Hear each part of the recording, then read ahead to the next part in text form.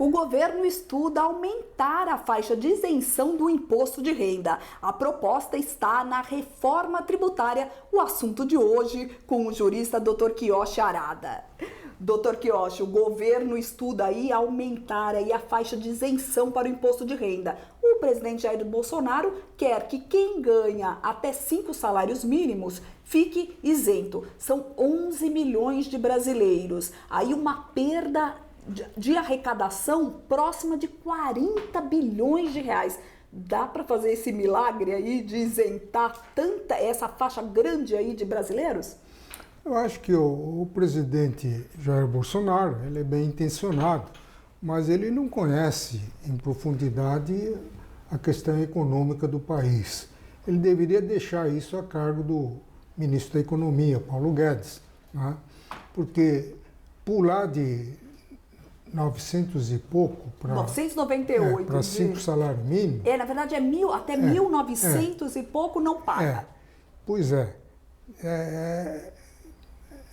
É muita coisa que ele vai deixar de arrecadar.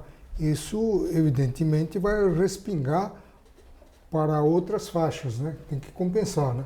Sem dúvida. E como o senhor imagina? Porque se tem alguma proposta aí de até 5 salários mínimos, era até uma proposta que ele falava durante a campanha, né? Onde o governo teria condições aí para um ajuste fiscal aí para não perder tanta receita? Da onde tiraria isso aí da contribuição previdenciária? Da onde viria do imposto único? Aonde viria esses recursos? Isso daí teria que aumentar a alíquota dos demais tributos, ou então aumentar a alíquota do próprio imposto de renda, criar uma faixa de 30, 35 até 40. Sabemos que na década de 80, se não me engano, tivemos uma faixa de até 60%. Não é? E, evidentemente, isso está fora de cogitação. Mas já se falou em faixa de 30 a 35. Não é? Hoje estamos com 27,5. Né? Era 25. Veio provisoriamente 27,5 e essa provisoriedade acabou se perpetuando. Né? Como todos os impostos com toda do país. certeza, se ele for isentar até 5 salários mínimos, de alguma forma ele tem que compensar isso daí. Tem que aumentar a alíquota de quem está pagando ou diminuir as deduções celulares. Mas o Dr. Kiyoshi, ele fala o contrário. Na verdade, ele fala que ao invés de aumentar a alíquota de 27,5%, ele estuda aí diminuir aí esse teto até para 22%. É um milagre que tem que se fazer. Por isso que eu disse, né? Isso tem que ficar a cargo do ministro da Economia, que tem toda uma assessoria para fazer esses cálculos, né? E o senhor estava lembrando que aí o imposto de renda, na verdade, né, a tabela do imposto de renda está congelada aí há 4 anos. Pois é, desde 2015 que essa tabela não vem sendo corrigida. Como a correção monetária é a reposição do poder aquisitivo da moeda, significa que com a tabela congelada, o contribuinte passou a pagar mais, não em termos nominais, mas em termos reais, o congelamento implicou que o pagamento maior de imposto. Não é?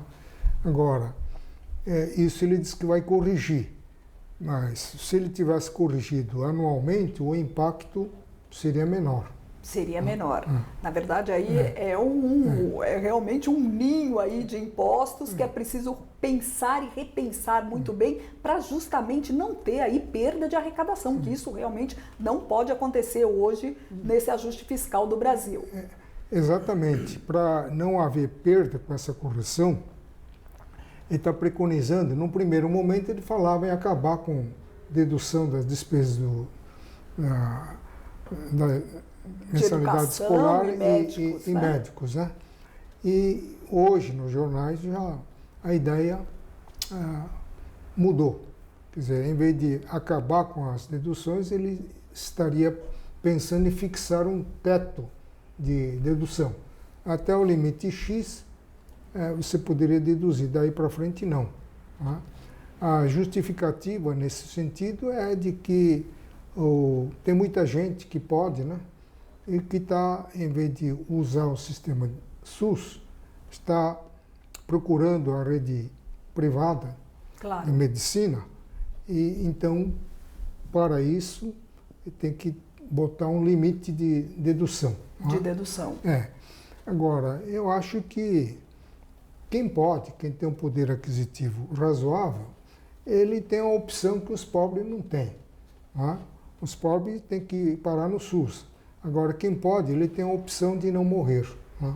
Pois é, então, ele vai para a rede importantíssimo. privada. Sem dúvida. Porque ficar na fila 2 anos, na fila do SUS, para fazer uma cirurgia de urgência, Claro. certamente vai ser uma cirurgia tardia, né? E garante um... Se é que ele já não abriu vaga, né? Porque morreu, né? E também garantir aí um futuro melhor aí para os filhos também, com uma educação de qualidade, né? Agora, se o governo propiciasse uma rede de ensino razoável, uma rede de saúde igualmente razoável, até poderia acabar com deduções, né? Mas essas deduções existem exatamente para compensar a atuação deficiente do Estado nessas áreas de serviços essenciais, né? Doutor Quiochi, na verdade, eu sinto, você vê que a gente viu que o Marco Sintra voltou atrás. Primeiro veio a imagem aí que haveria o fim da dedução com gastos de educação e gastos médicos. Depois ele voltou atrás. Quando a notícia apareceu na mídia, que o pessoal reclamou, ele voltou atrás, falou, não, vai ter aí um limite e tal. Parece que eles lançam uma proposta para depois recuar. Qual é a sua opinião sobre isso? É difícil, né? Porque você leva para o lado de tudo quanto é lado, né? Sem dúvida. Então, tem que, na verdade, o técnico tem que ter a sensibilidade de, ao escutar a opinião pública, né? Não adianta fazer um projeto aí rejeitado ab início pela população, porque isso não vai encontrar eco no Congresso Nacional. No Congresso ele nem passa, não tem como passar aí pelos deputados. Hoje, mais do que nunca, a cidadania exerce uma influência muito grande. Sem dúvida. Então, tem que haver essa flexibilidade, né? Doutor Quiochi, depois aí dessa reforma tributária, né, será que o país vai andar? Porque a gente recebeu ontem aí, é o segundo trimestre de queda na economia, o país teve mais uma retração, se fala aí em recessão técnica, o Boletim Focus dá aí um aumento do PIB para o país para 0,81%. Como sair disso? Será que depois dessa reforma o país começa a andar? Dá tempo de se recuperar no segundo semestre? Não, a reforma por si só não vai recuperar a economia, não vai alavancar a economia como vem pregando. O segredo está na diminuição do tamanho do Estado. Enquanto você não contiver a despesa de pessoal e despesa de custeio em geral, o país não vai alavancar em termos econômicos. Tá?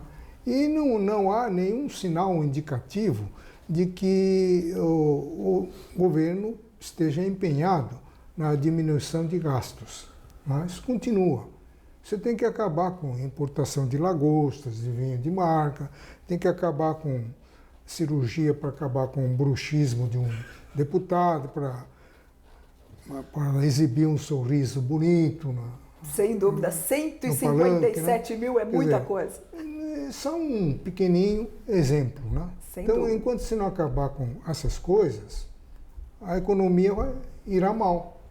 O presidente da Câmara, Rodrigo Maia, diz que pretende aí até o final do ano votar aí uma reforma administrativa, pelo menos aí da Câmara dos Deputados, uma reforma administrativa. É isso que está faltando? Não vai. Já faz parte da nossa cultura torrar tudo quanto é receita em despesas. Despesa de pessoal, despesa de mordomia. Não é? Então, reduzir o tamanho do Estado é uma coisa muito difícil, porque é um problema de natureza cultural. Vem da cultura do brasileiro. Tudo tem um negócio gigante, né? O judiciário mais caro do planeta, um deputado mais caro do planeta. Sem dúvida. Né? Então, tudo aqui é mais caro, você comparando com os países, outros países desenvolvidos. Né? Então esse ano para o senhor é um ano perdido realmente para a economia brasileira? Eu não digo perdido, né? Porque tem esse impacto psicológico positivo, a reforma da Previdência, e agora deslanchando aí a reforma tributária, pode, não essa que está aí, né? Essa PEC 45, mas se deslanchar o projeto que o Marco Cintra está cogitando, que é a unificação do imposto de consumo na área federal, um só, né?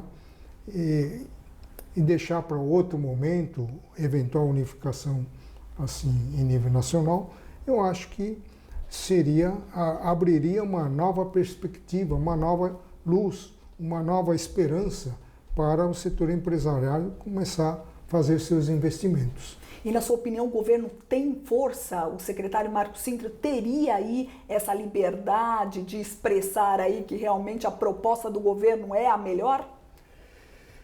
Está faltando o quê para o brasileiro acreditar? Isso vai depender muito do bom relacionamento executivo e legislativo, que parece que, com a ajuda das torneiras abertas, essa harmonia foi retomada na votação na fase final da votação da reforma previdenciária, né? Que antes não havia. Certo. Então, havendo essa harmonia, pode haver um entendimento no sentido de unificar essas propostas em andamento, não como o presidente Bolsonaro falou, pegar um pedaço da PEC 45, outro pedaço do 293, outro pedaço do governo, quer dizer, aí vai sair um monstro, uma figura amorfa, né? Sem dúvida. Não dá. Mas dá para se conversar com os parlamentares em torno do projeto governamental que eu acho que é mais racional.